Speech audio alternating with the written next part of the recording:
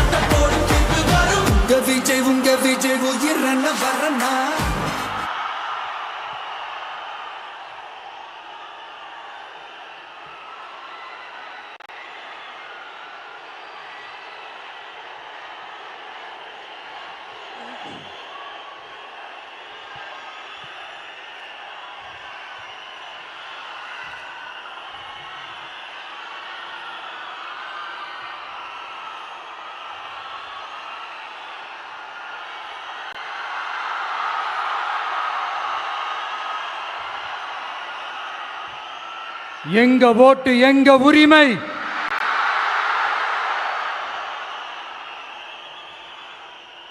எங்களை யாரும் விலைக்கு வாங்க முடியாது.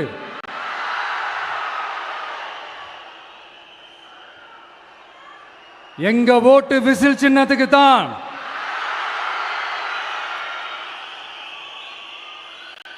யாரையும் நம்பி ஏமாற மாட்டோம். எங்க வார்த்தையிலிருந்து மாற மாட்டோம். இது நிஜம். தேங்க்யூ.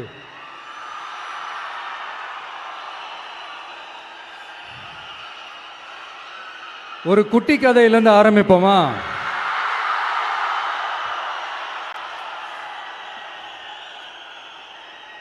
ஒரு பெரிய ஊரு, ஒரு 4 ரோடு ஜாயிண்ட் ஆகிற மாதிரி ஒரு ஜங்ஷன், ஒரு பிஸியான ஏரியா, ஆள் நடமாட்டம் அதிகமாக இருக்கக்கூடிய ஒரு ஏரியா. அங்கே சென்டரில் ஒரு முரட்டு ஜல்லிக்கட்டு காலை ஒன்று நின்றுட்டு இருக்குது. காலில் மண்ணை வீசிக்கிட்டு சீறிக்கிட்டு அப்படியே நின்றுட்டு இருக்குது. யாருமே பக்கத்தில் போக முடியல. அந்த இடம் ஒரு கேஷுவலாக மாறணும் அப்படின்னா அந்த காளையை அடக்கி அமைதியாக்கினா தான் மறுபடியும் ஒரு பேக் டு நார்மல் சுச்சுவேஷனுக்கு அந்த இடம் மாறும். அந்த ஊரில் இருக்கிற ஒரு சில பேருக்கு மட்டும்தான் அந்த காளை அடங்கும். அவங்க யாருமே அங்கே இல்லை. ஆனால் அந்த க்ரௌடில் இருந்த ஒரு சில பேர், ஆல்ரெடி அந்த காளையை அடக்கணங்களோடு இருந்த ஒரு சில பேர், எங்களுக்கு இல்லாத அனுபவமா? நாங்க பார்க்காத காளையா? நாங்க பார்க்காத மாடா? நாங்க போய் அடக்குறோம்னு சொல்லிட்டு உள்ள போறாங்க. ஒருத்தராலையும் அந்த காளையை தொடக்கூட முடியல. எல்லாரையும் அடிச்சு வீசி தூக்கி போட்டுருச்சு. இப்ப என்னடா பண்றது அப்படின்னு பார்க்கும்போது அந்த கூட்டத்தை விலக்கிட்டு ஒரு சின்ன பையன் ஒரு என்ட்ரி ஒன்று கொடுக்குறான். உங்களுக்கு தான் தெரியும்ல, டேய் எங்களாலே முடியல, நீ எல்லாம் என்னத்தை போய் கிழிக்க போற, எங்களுக்கு அவ்வளோ அனுபவம் இருக்குது, நாங்களே அடிபட்டு ஓரமா படுத்து கிடக்கிறோம், இவன் விளையாட்டுத்தனமா ஏதோ பண்ணிட்டு கிடக்கிறான், பாவம் அந்த காளைகிட்ட போய் அடிபட்டு சாவ போறான், பச்சா பையன், அந்த பையன், இந்த பையன், அண்டர் எஸ்டிமேட் பண்றது, ஏளனமா பேசுறது, இப்படி ஒரு பக்கம். இன்னொரு பக்கம் பரிதாபப்பட்டு, ஐயோ பாவமே, இப்படி தனியா போய் மாட்டிக்கிட்டானே அந்த காளைகிட்ட என்ன பண்ண போறானோ அப்படின்ட்டு ஒரு பக்கம் பரிதாபப்பட்டு பேசுறாங்க. அந்த சின்ன பையன் எதுவுமே காதலையே போட்டுக்காம 2 பாக்கெட்லையும் கையை விட்டுக்கிட்டு ஸ்டைலா கெத்தா தில்லா அப்படியே உள்ள போறான். ஒரு ஸ்டெப் எடுத்து வைக்கிறான், அந்த கால் அப்படியே சீறிக்கிட்டே நின்றுட்டு இருக்குது. இன்னொரு ஸ்டெப் எடுத்து வைக்கிறான், கால் அப்படியே சீறிக்கிட்டே முன்னாடி வருது. மக்கள் எல்லாரும் பதட்டத்தோடு அப்படியே பார்த்துட்டு இருக்கிறாங்க. இன்னொரு ஸ்டெப் எடுத்து வைக்கிறான், கால் அப்படியே முட்டை வரும்போது பாக்கெட்டுக்குள்ள மறைச்சு வச்சிருந்த 2 புல்லுக்கட்டு அதை அந்த காலை கிட்ட காட்டுறான். காலை அப்படியே சடனா வந்து நின்று அது மூடெல்லாம் மாறி அந்த புல்லுக்கட்டை சாப்பிட ஆரம்பிச்சிருச்சு. அந்த சின்ன பையனும் அந்த காளையை அப்படியே தடவிக்கிட்டே வரான். காளையும் பக்கத்தில் ஒரு குழந்தை மாதிரி நடந்து வந்துக்கிட்டு வருது. பக்கத்தில் இருந்த ஒரு வயல்வெளியில் அந்த காளையை மேய விட்டுட்டு வரான். மக்கள் எல்லாரும் அந்த பையனை ஆச்சரியமாக பார்க்குறாங்க. அந்த அடிபட்டு கிடந்த அந்த அனுபவசாலிங்க தலையை தொங்க போட்டு நின்றுட்டு இருக்கிறாங்க. ஏன்னா பேசின பேச்சு அப்படி. வாய் இருக்குன்றதுக்காக நக்கலுமா நையாண்டியுமா நச நச நச நசன் ஒரே பேச்சு. என்ன பண்றது, தலையை குனிஞ்சு அப்படியே நின்றுட்டு இருக்கிறாங்க. அங்க ஒரு பெரியவர் வர்றார். வந்து அந்த பையன்கிட்ட கேட்கிறாரு, எப்படிப்பா இப்படி ஒரு முரட்டு காலை சீறிட்டு நின்றுட்டு இருந்தது, எப்படி அந்த காளையை அடக்கின அப்படின்னு கேட்டதுக்கு அந்த பையன் சொல்றான், ஐயா எனக்கு அந்த காளையை பார்த்தா கோபமாக இருந்த மாதிரிலாம் எனக்கு தெரியல, அந்த காலை பசியோடு இருந்த மாதிரி இருந்தது. அதனால தான் அந்த புல்லுக்கட்டை காமிச்சவொடனே ஓகே நமக்கு தேவையானது கிடச்சிருச்சு அப்படின்னோடனே அந்த புல்லுக்கட்டை சாப்பிட்டுட்டு நம்மளோட அப்படியே ஜாலியாக வாக்கிங் வந்துருச்சு அப்படின்னு சொன்னான். இதை கேட்ட அந்த பெரியவர் சொன்னாராம், இந்த சின்னவங்க பெரியவங்க அனுபவம் இருக்கிறவங்க அனுபவம் இல்லாதவங்க இதெல்லாம் விஷயமே கிடையாது. யாரா இருந்தாலும் அந்த சூழலுக்கு ஏற்ற மாதிரி அந்த சிச்சுவேஷனுக்கு தகுந்த மாதிரி என்ன பண்ணி அந்த ப்ராப்ளமை சால்வ் பண்றான், ஏது பண்ணி அந்த ப்ராப்ளமை சால்வ் பண்றான், அதுதான் விஷயமே, அதுதான் மேட்ரு. ஸோ நீ சூப்பர்ப்பா, என்ன ப்ராப்ளம் வந்தாலும் நீ சால்வ் பண்ணிடுவ அப்படின்னு முதுகில் தட்டி கொடுத்துட்டு அந்த பெரியவர் போறார். இப்போ அந்த கதையில் அந்த முரட்டு ஜல்லிக்கட்டு காலை தான் நம்ம தமிழ்நாட்டு அரசியல் களம். அந்த பெரியவர் தான் நம்ம தமிழக மக்கள். அந்த பாக்கெட்டுக்குள்ள ஸ்டைலா தில்லா கெத்தா ஒருத்தன் உள்ள வந்தான் பாருங்க, அவன்தான்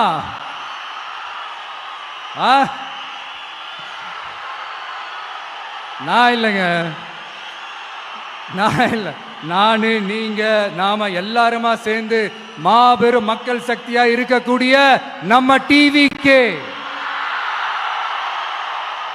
அதுதான் அந்த சின்ன பையன்.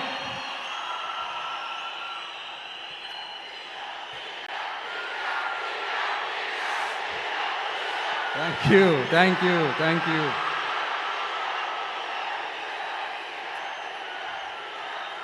மக்களை நேசிக்கிற ஒரு நல்ல தலைமை இல்லாததுனால இத்தனை வருஷமா வேற வழி இல்லாம ஸ்டாலின் சார் கொடுத்த அந்த பொய்யான வாக்குறுதிகள் எல்லாத்தையும் நம்பி ஏமாந்த நம்ம மக்களுக்கு சரியான நேரத்தில் ஒரு வெகுஜன மக்கள் இயக்கமா வந்தது தான் நம்ம டிவிக்கு.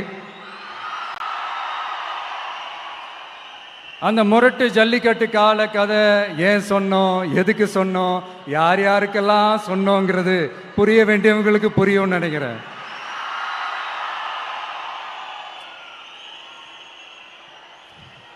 இப்போ நாம ஒவ்வொரு வீட்டில் உயிரா உணர்வா இருக்கிறோம். ஆனால் நான் வந்து உங்க எல்லாரையும் நேரில் சந்திக்கணும், நீங்க இருக்கிற ஊருக்கே வந்து உங்களை சந்திக்கணும் அப்படின்றது தான் எனக்கு மனசுல இருக்கிற ஒரு பெரிய ஆசை. ஆனா அந்த சிச்சுவேஷன் ஒரு எதிர்கட்சியா இருந்து கேள்வி கேட்டுட்டு இருக்கிற இந்த நேரத்தில் நமக்கு எதிராக என்ன சூழ்ச்சிகள்லாம் நடக்குதுன்றது உங்க எல்லாருக்குமே நல்லா தெரியும். அதனால இப்போ உங்களுக்கு ஒரு வாக்குறுதியை கொடுக்கிறேன், நம்மளுடைய ஆட்சி அமைஞ்சதும் ஒவ்வொரு கிராமத்துக்கும் நான் நேரடியா வந்து என்னுடைய சொந்தங்களாகிய உங்க எல்லாரையும் நான் சந்திக்கிறேன்.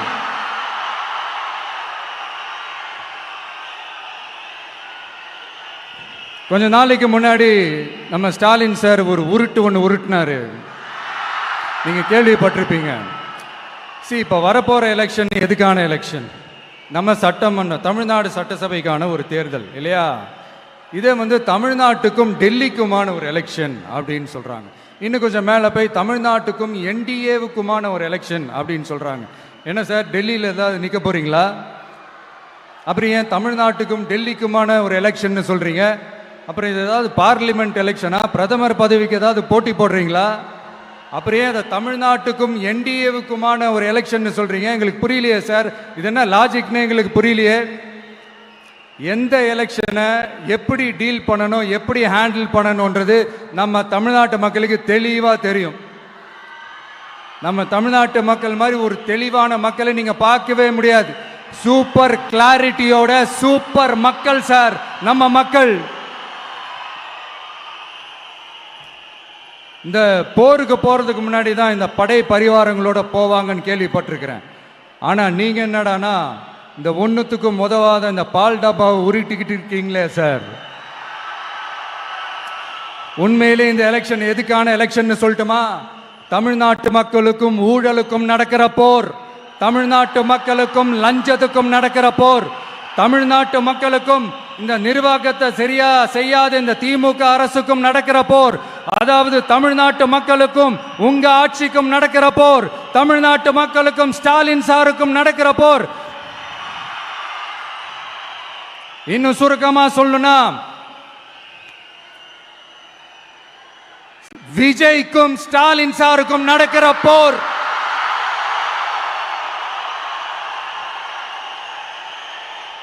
இதுக்கு நடுவுல இந்த என்டிஏ டெல்லி இதெல்லாம் என்ன லாஜிக்னே புரிய மாட்டேங்குது சார். தமிழ்நாடு தான் விஜய், இந்த விஜய் தான் தமிழ்நாடு. தூய சக்தி டிவிகேவுக்கும் தீய சக்தி டிஎம்கேவுக்கும் தான் இந்த போர். இப்படி உக்கிரமா இருக்கிற இந்த போர்ல மறுபடியும் ஒன்னுத்துக்கும் உதவாத இந்த பால் டப்பாவை உருட்டிக்கிட்டு இன்னொரு காமெடி வேற. அது என்னடானா அவரோட ஆட்சியில தான் தமிழ்நாடு சூப்பர் ஸ்டார் மாநிலமா இருக்குதான். கரெக்ட், தமிழ்நாடு சூப்பர் ஸ்டார் மாநிலம் தான்.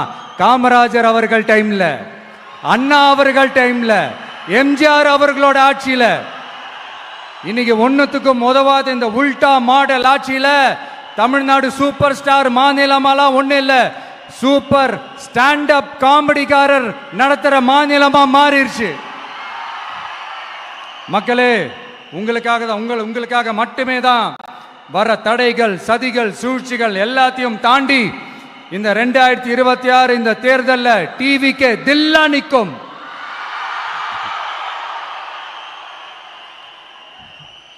இதுவரைக்கும் நடந்த எலெக்ஷன் வேற, இப்ப நடக்க போற எலெக்ஷன் வேற. ஒவ்வொரு 5 இயர்ஸுக்கும் நடக்கிற எலெக்ஷன் மாதிரி இதை நினைச்சிடாதீங்க. 50 வருஷத்துக்கு ஒரு வாட்டி நடக்க போற ஒரு எலெக்ஷன் மாதிரி இது. அதிசய எலெக்ஷன். ஒரு எலெக்ஷன்ல அவங்களோட எதிரிகளை தான் எதிர்ப்பாங்க, அப்படிதான் எதிர்ப்பாங்க, அதுதான் யதார்த்தமும் கூட. ஆனா இந்த எலெக்ஷன்ல தான் ஒட்டுமொத்தமா எல்லாருமா சேர்ந்து ஒருத்தனை எதிர்க்கிறாங்க. ஒட்டுமொத்தமா எல்லாருமா சேர்ந்து இந்த விஜயை எதிர்க்கிறாங்க. ஏன்னா இந்த விஜய் ஊழலை எதிர்க்கிறான், லஞ்சத்தை எதிர்க்கிறான், மக்களோட மக்களா நிக்கிறான். அந்த மக்கள் அவன் கூட நிக்கிறாங்க. அந்த காண்டு எப்படி? அந்த காண்டு தான் ஒட்டுமொத்தமா எல்லாருமா சேர்ந்து ஒருத்தனை எதிர்க்க காரணம். நீங்க எப்படி வேணா எதிர்த்துக்காங்க, ஆனா போட்டி 2 பேருக்கு நடுவில் உள்ளதான். ஒண்ணு இன்னொன்னு. இந்த எலெக்ஷன் டேல மேக்சிமம் என்ன பண்ணுவீங்க? போவீங்க, ஓட்டு போடுவீங்க, வருவீங்க, அவ்வளவுதான் உங்களுடைய பார்ட்டிசிபேஷன். ஆனா இந்த எலெக்ஷன்ல நீங்க பங்கெடுத்துக்க போறீங்க. எஸ், உங்க வீட்டில் இருக்கிற ஒரு விஜய் தான், உங்க வீட்டில் இருக்கிற ஒரு விஜய் தான் வேட்பாளரா நிக்க போறாங்க. உங்க வீட்டில் நிக்கிற ஒரு வேட்பாளர்னா அப்போ உங்க வீட்டில் இருக்கிற மற்றவங்க எல்லாருமே வாக்காளர்கள் தானே? உங்க அம்மா, உங்க அப்பா, உங்க அண்ணன், உங்க தம்பி, உங்க சொந்தம் டிவிக்கே வேட்பாளர் அப்படின்னா அப்ப உங்க ஓட்டு விசில் சின்னத்துக்கு தான் எல்லாருக்குமே தெரியும். ஏன் நம்மளோட எதிரிங்களுக்கு கூட அது நல்லாவே தெரியும். அதனாலதான் நமக்கு எதிராக அவ்வளவு அவதூறு பரப்புறாங்க. என்னென்ன அவதூறு பரப்புறாங்கன்றது உங்களுக்கே நல்லா தெரியும். ஆனா அவங்களுக்கு தெரியாது ஏன் மேல அவதூறு பரப்புனா அது மக்கள் மேல அவதூறு பரப்புற மாதிரின்னு. எனக்கு அரசியல் தெரியலன்னு சொன்னா அது மக்களுக்கு அரசியல் தெரியலன்னு சொல்ற மாதிரின்னு. என்ன அசிங்க அசிங்கமா பேசினா அது மக்கள் அசிங்க அசிங்கமா பேசுற மாதிரின்னு. எனக்கு எதிராக செய்யற ஒவ்வொரு செயலும் அது மக்களுக்கு எதிராக செய்யற செயல் அவங்களுக்கு தெரியாம போச்சு. இந்த விஜயும் மக்களும் வேறு வேறு இல்லை. இந்த விஜயும் மக்களும் ரத்தமும் சதையும் மாறி உடலும் உயிரும் மாறி ஒன்னிலிருந்து ஒண்ண பிரிக்கவே முடியாது. எஸ், சென்சிட்டிவான சென்டிமெண்ட், அது சென்சிட்டிவான சென்டிமெண்ட்.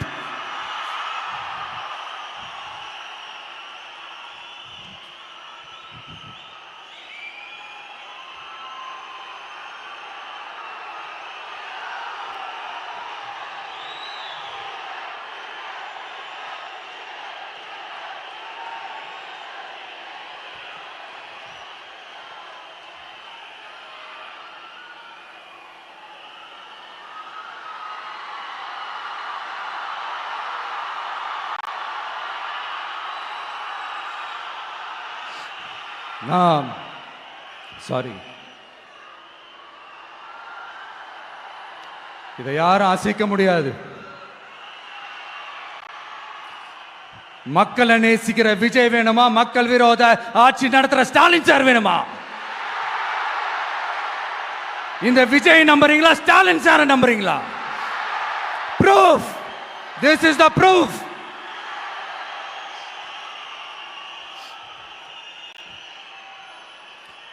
இந்த தீய சக்தி, ஊழல் சக்தி, இதெல்லாம் ஏன் சொல்றோம், எதுக்கு சொல்றோம், யாரை சொல்றோன்றதெல்லாம் மக்களுக்கு தெளிவாக தெரியும்.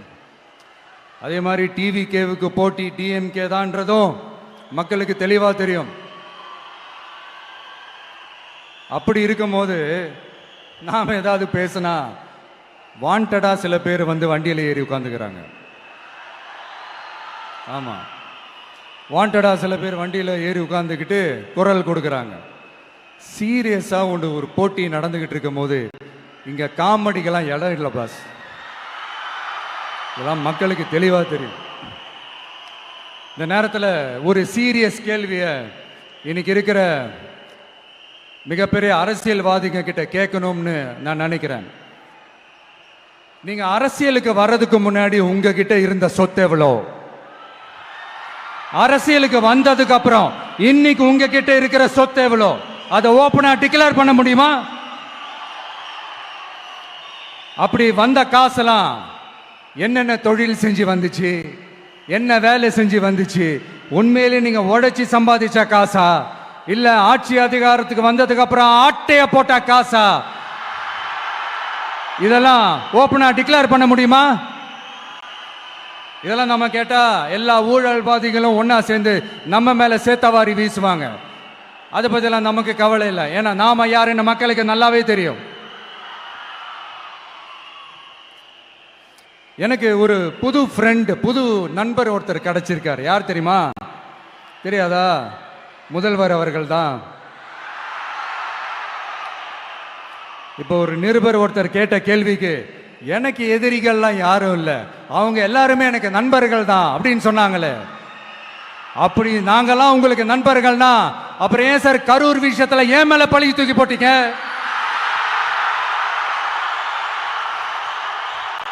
உங்களுக்கு மனசாட்சின்னு ஒண்ணு இருந்தா அப்படி பேசிருப்பீங்களா?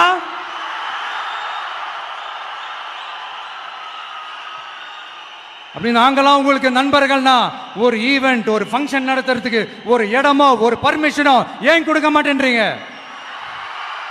எல்லாத்தையும் நீங்களே பண்ணிட்டு போற போக்கில் அப்படியே பொய்களா அடிச்சு விட்டுக்கிட்டு இருக்கீங்க. உங்களோட உண்மையான நண்பர்கள் யாருன்னு சொல்லட்டுமா? லஞ்சம், ஊழல், அரசியல் ஆதாயம், இதெல்லாம் தான் உங்களோட உண்மையான நண்பர்கள். பர்சனலா நீங்க எப்படி வேணா இருந்துக்கங்க சார். நமக்கு அதை பற்றி கவலை இல்லை, நமக்கு அது அவசியமும் இல்லை. ஆனால் உங்கள் ஆட்சி தான் தப்பான ஆட்சி, தமிழ்நாட்டுக்கு தேவையில்லாத ஆட்சி.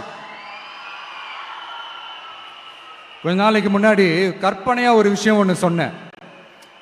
இந்த முதல்வர் கூட விசில் சின்னத்துக்கு தான் வாக்களிப்பார் அப்படின்ட்டு கற்பனையாக ஒன்று சொன்னேன். ஆனால் இன்னைக்கு நிஜமாவே நமக்கு ஆதரவாக ஒரு கோஷத்தை எழுப்பியிருக்கிறாங்க. அது என்ன தெரியுமா? எங்க வாக்கு சாவடி வெற்றி வாக்கு சாவடியா. அதுக்கு அர்த்தம் என்ன தெரியுமா? எங்க வாக்கு சாவடி விஜய் வாக்கு சாவடின்னு அர்த்தம்.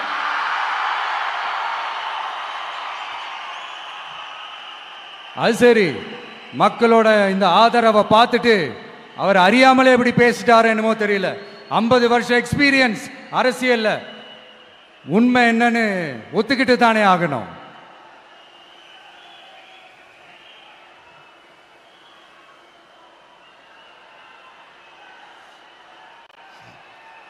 ஜனநாயகம்ங்கிறது பெரும்பான்மை ஆட்சி அதிகாரம் சார்ந்தது மட்டும் இல்லை, சிறுபான்மை மக்களின் உரிமைகள் உணர்வுகளும் புனிதம்னு நினைச்சு அதையெல்லாம் காப்பதற்கு பெயர் தான் ஜனநாயகம்னு 1963 அறிஞர் அண்ணா பார்லிமெண்ட்ல பேசினதை நாம இங்க சொல்றது ரொம்ப பொருத்தமா இருக்கும். அறிஞர் அண்ணா சொன்னது தான் டிவிகேவோட நிலைப்பாடும். இந்த ஸ்டாண்ட்ல நாம 100% உறுதியா இருப்போம். யாருக்காகவும் எதுக்காகவும் இதுல சமரசமே கிடையாது.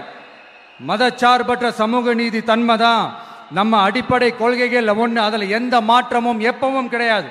ஆனால் இதெல்லாம் மறந்துட்டு எப்படியாவது எதையாவது செஞ்சு ஓட்டு வாங்குறதுக்காகவே இங்கே சில பேர் இருக்கிறாங்க. அவங்கள மாதிரி நமக்கு அப்படி சில பிரச்சனைகள்ல எரியற நெருப்புல எண்ணெயை ஊத்துற எண்ணமே இல்லை.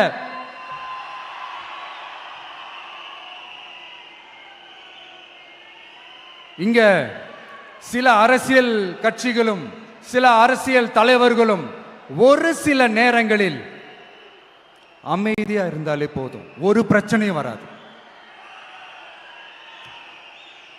இப்போ கரண்ட்ல இருக்கிற சில பிரச்சனைக்கு வருவோம். இந்த கரண்ட் பிரச்சனைக்கு வருவோம். மாசம் மாசம் கரண்ட் பில்லு கட்டுற மாதிரி மாத்துவோம்னு சொன்னீங்களே, செஞ்சீங்களா? நிறைய வீடுகளில் 100 யூனிட் தான் அந்த கரண்ட்டு செலவாகுது ஒரு மாசத்துக்கு. மாசம் மாசம் நீங்க அந்த பில்லு கொடுத்தீங்கன்னா அவங்களுக்கு அது ஃப்ரீ ஆயிடும். அவங்க அந்த காசு கட்ட தேவையே இல்லை. ஆனா 2 மாசத்துக்கு ஒரு வாட்டி அந்த பில்லு கொடுத்தீங்கன்னா, இப்ப சப்போஸ் அது 200 யூனிட்டுக்கு மேல போச்சுன்னா அது அவங்களுக்கு ஒரு மிகப்பெரிய சுமை தானே. இது எந்த கணக்கில் எடுத்துக்கிறது? ஒரு மாதிரி ஒரு மாடர்ன் கரப்ஷன் அப்படின்னு எடுத்துக்கலாமா? அடுத்து பஸ் வசதி.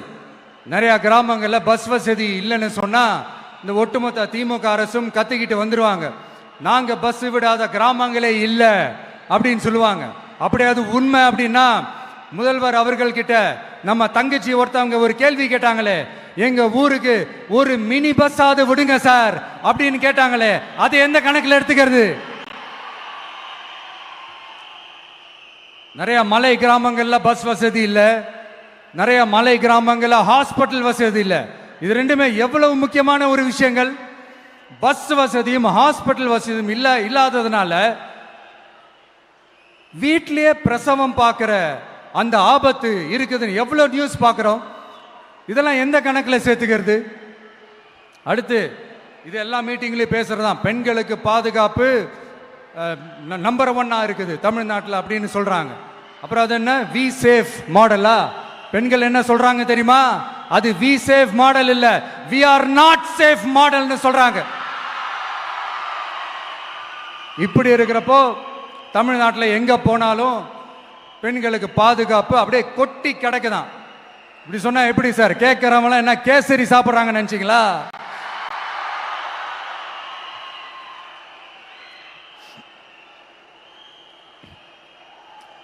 அடுத்து இந்த சட்டம் ஒழுங்கு, அது காணாம போய் ரொம்ப நாள் ஆச்சு. இவன் வேற, இந்த விஜய் வேற, எங்க போனாலும் இந்த மக்கள் கிட்ட இந்த சட்டம் ஒழுங்கை பத்தி பேசி ஞாபகப்படுத்திக்கிட்டே இருக்கான்னு முதல்வர் அவர்கள் அவங்க கூட இருக்கிறவங்க கிட்ட எல்லாம் சங்கடப்பட்டாராம். நாம் என்ன பண்றது? நாம தான் தமிழ்நாட்டோட விசில் ப்ளோயர் ஆச்சே. நாம் எப்படி சைலண்டா இருக்க முடியும்? நாமளும் கேள்வியாக கேட்குறோம், ஆனால் பதிலெலாம் வந்த மாதிரியே தெரியல. இருந்தால் தானே வர்றதுக்கு, வச்சுக்கிட்டா வஞ்சனை பண்ணுறாரு. 5 வருஷமாக பதிலே சொல்லாமல் அப்படியே கடந்து வந்துட்டாரு. ஆனால் இனிமேல் அப்படிலாம் இருக்க முடியாது, பதில் சொல்லி ஆகணும். மக்களே, இந்த தீய சக்தி, இந்த அட்ராசிட்டியை ஒரு எண்டு கார்டு போடணும் அப்படின்னா அவங்கள சுவிட்ச் ஆஃப் பண்ணுறது தான் ஒரே சொல்யூஷன். அதுக்கான ரிமோட்டு தான் வரப்போற எலெக்ஷன். அந்த ரிமோட்ல நீங்க அழுத்த வேண்டியது ஒரே ஒரு ஆப்ஷன், அதுதான் நம்ம விசில் சின்னத்தோட பட்டன். இந்த 4 விஷயத்தை நீங்க செஞ்சாலே போதும். ஒவ்வொரு இவிஎம் மிஷின்லயும் விசில் சின்னத்துக்கு நேரா இருக்கிற அந்த பட்டனை பச்சக்கு பச்சக்கு பச்சக்குன்னு ஒரு அழுத்துங்க. எப்படி? அவ்வளவுதான். நாம காஞ்சிபுரத்தில் பேசும்போது நம்மளுடைய விஷன் என்னன்னு சொன்னோம். இப்போ அதனுடைய கண்டினியூஷனா சில விஷயங்கள் இங்க நான் சொல்லணும்னு ஆசைப்படுறேன். இப்பவும் சொல்றேன், உறுதியா சொல்றேன், சத்தியமா சொல்றேன். பெண்கள், பெண் குழந்தைகள், ஆண் குழந்தைகள் பாதுகாப்பு நம்ம ஆட்சியில் நம்பர் 1 இருக்கும். சட்டம் ஒழுங்கு ரொம்ப ரொம்ப ஸ்ட்ரிக்டா இருக்கும். அரசு பள்ளிக்கூடங்களும் கல்லூரிகளும் முதல் தரமா இருக்கும். போட்டி தேர்வுகளுக்குன்னு லட்சங்களை கொட்டி தனி கோச்சிங் சென்டர் போய் படிக்க அவசியமே இருக்காது. ஏன்னா கவர்மெண்ட் ஸ்கூல், காலேஜ் சிலபஸே போட்டி தேர்வுகளை ஈஸியா சந்திக்கிற வகையில் அந்த ஸ்டாண்டர்டுக்கு ஏத்த மாதிரி அமைக்கப்படும். உயர்நிலை பள்ளி பாடத்திட்டங்களிலேயே அடிப்படை அரசியல் சாசன சட்டம் சேர்க்கப்படும். மாநில மற்றும் ஒன்றிய அரசு அலுவலகங்கள், வங்கிகளின் செயல்பாடுகள் மற்றும் அவற்றை அணுகும் முறை குறித்து மாணவர்களுக்கு தெளிவான புரிதலை ஏற்படுத்தும் வகையில் தேர்வுகள் அற்ற செயல்முறை பாடமாக கற்பிக்கப்படும். இந்தியா முழுக்க உள்ள ஒன்றிய அரசு சார்ந்த கல்வி நிலையங்கள் மற்றும் அதன் சேர்க்கை அட்மிஷன் குறித்து புரிதலும் தெளிவும் மாணவர்களுக்கு உருவாக்கப்படும். அனைத்து அரசு பள்ளிகளிலும் பெண் குழந்தைகளுக்கு சுத்தமான, சுகாதாரமான மற்றும் தரமான கதவுகள் பொருத்தப்பட்ட ரெஸ்ட் ரூம்கள் அமைப்பது உறுதி செய்யப்படும். போதைப் பொருட்கள் இல்லாத தமிழகம் உருவாக்கப்படும். மாவட்ட கலெக்டர்கள் மற்றும் எஸ்பிக்களில் சரி பாதி பெண்களாக இருக்கும்படி செய்வோம். மலை கிராமங்களில் அரசு ஆரம்ப சுகாதார நிலையங்கள் பிரசவம் பார்க்கும் வசதியுடன் அமைக்கப்படும். பஸ் போக்குவரத்து இல்லாத கிராமங்கள் மற்றும் மலை கிராமங்களே இல்லை என்ற நிலை உருவாக்கப்படும். ஏற்கனவே அமைப்பு சாரா தொழிலாளர்கள் அமைப்பு இருந்தாலும் ஆட்டோ, டாக்ஸி மற்றும் லாரி டிரைவர்களுக்கென அவர்களின் நலன்களுக்காகவும் குடும்ப நலன்களுக்காகவும் தனியாக நல வாரியம் அமைக்கப்படும்.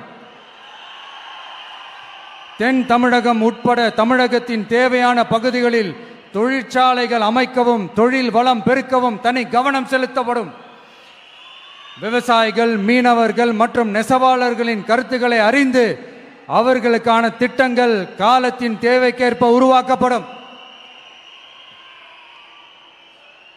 இப்போ நம்ம ஸ்டாலின் சார் அறிவாலயம் பக்கத்தில் யாரு நடந்து போனாலும், அறிவாலயம் பக்கத்தில் யாரு நிழலுக்கு ஒதுங்கினாலும் கூட்டணியில் சேர்த்துக்கிறாரு. அந்த கொள்ளையடிச்சிருக்கிற வச்சிருக்கிற பணத்தில் ஒரு பங்கு ஒன்று கொடுத்து, இந்த அதுக்கு பேர் கல்லாப்பெட்டி கூட்டணின்னு வச்சிருக்கிறேன். இந்த கல்லாப்பெட்டி கூட்டணியை ரொம்ப கஷ்டப்பட்டு சேர்த்திருக்கிறார். ஆனால் அவருக்கு நான் சொல்றேன், இந்த அறத பழைய கூட்டணி கணக்குகளோ இந்த கொள்ளையடிச்ச பணத்தையே வச்சு எங்க மக்களை ஏமாத்தி எல்லாம் ஜெயிக்க முடியாது.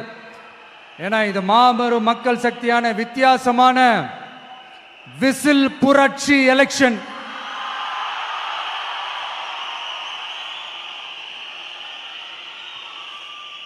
உங்களோட நான் இருக்கேன், நம்மளோட நம்ம மக்கள் இருக்கிறாங்க. இதுக்கு மேல என்ன வேணும்? கான்பிடென்ட்டா இருங்க, நல்லதே நடக்கும், வெற்றி நிச்சயம். மீண்டும் சந்திக்கும் வரை நன்றி, வணக்கம். என் நண்பர்களே, ஒரு சின்ன ரிக்வெஸ்ட். நான் திருப்பி இங்கிருந்து நான் 4 hours சென்னைக்கு போகணும். தயவு செஞ்சு யாரும் என் வண்டிக்கு பின்னாடியோ என் வண்டி சைட்லேயோ பைக்கில் வராதிங்க. உங்களை நான் கெஞ்சி கேட்டுக்கிறேன். தேங்க்யூ.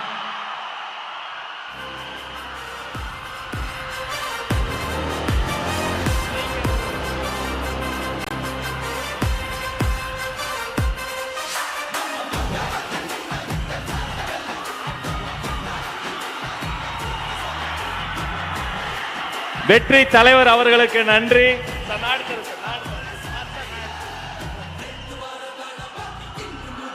வேலூர் கழகத்தின் சார்பில் மாவட்ட கழக செயலாளர்கள் அண்ணன் வேல்முருகன் வெற்றிவேல் வீரவேலை வழங்குகிறார்.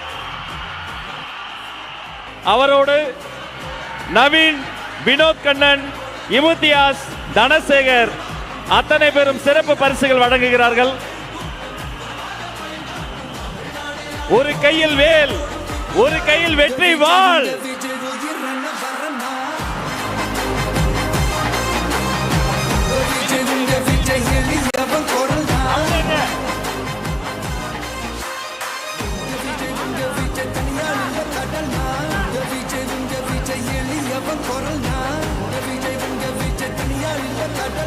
மக்கள் தானே மன்னர்களை உனக்கு காட்ட வரனா.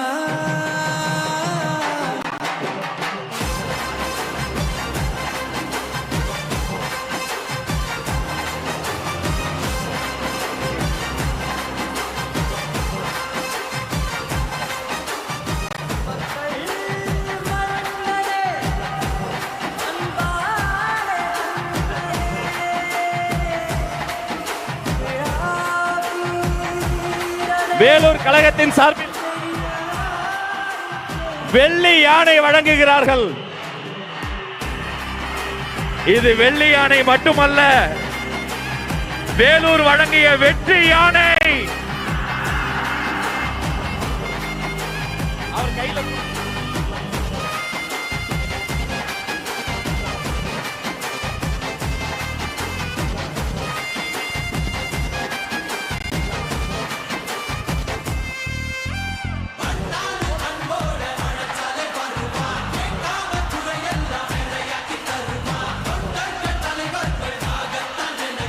வேலூர் கழகத்தின் சார்பில் தங்க கோயிலும்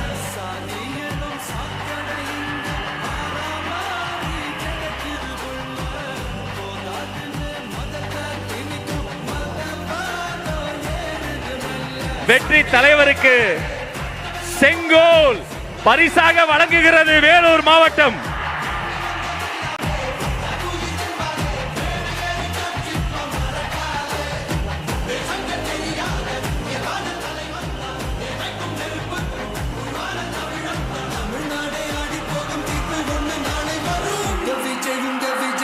நன்றி, நன்றி.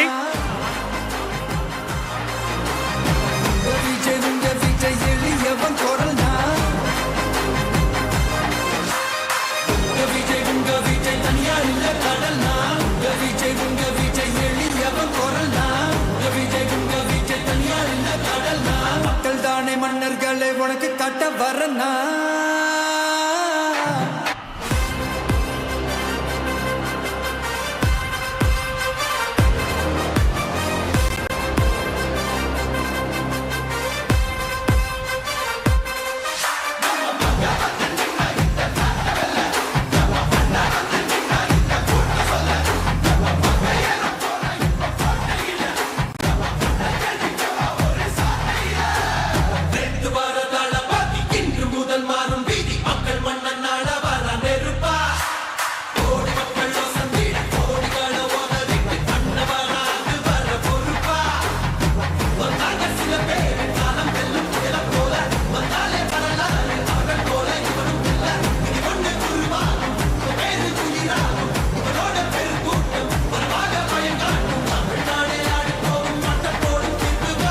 உங்க விஜய் உயிர்